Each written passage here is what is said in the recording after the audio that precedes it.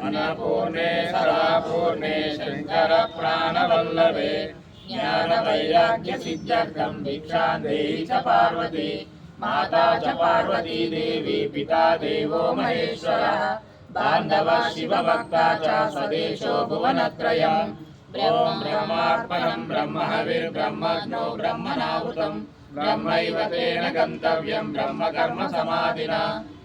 ओम नमः शिवाय। अन्नदाता अन्नदाता अन्नदाता